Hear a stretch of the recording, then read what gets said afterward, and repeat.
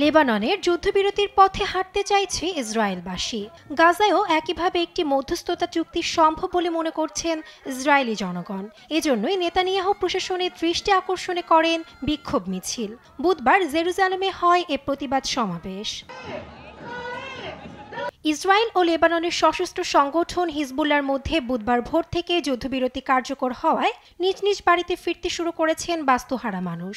তাদের উচ্ছ্বাস যেন এবার স্পর্শ করেছে ইসরায়েলি বাসিন্দাদের মনও। হামাসের হাতে বন্দীদের ফিরিয়ে আনতে তাই একই রকম কোনো চুক্তির স্বপ্ন দেখতে শুরু করেছেন জিম্মি ব্যক্তিদের পরিবারগুলো।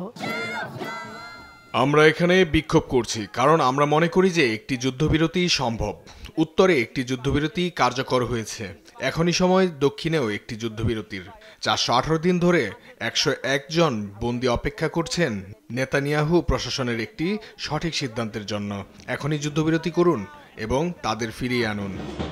এ সময় বিক্ষোভ মিছিলে এক হয়ে স্লোগান দেন প্রায় 1000 জনগণ। প্ল্যাকার্ড হাতে দাবি তোলেন হামাসের হাতে বন্দীদের দ্রুত ফিরিয়ে আনার।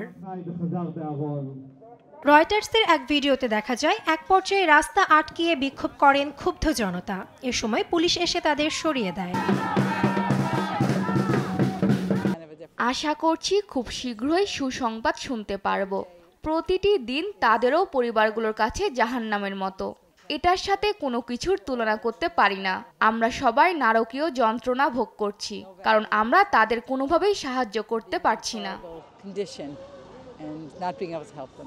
প্রায় 101 জিম্মি গাজায় হামাসের শিবিরে বন্দী।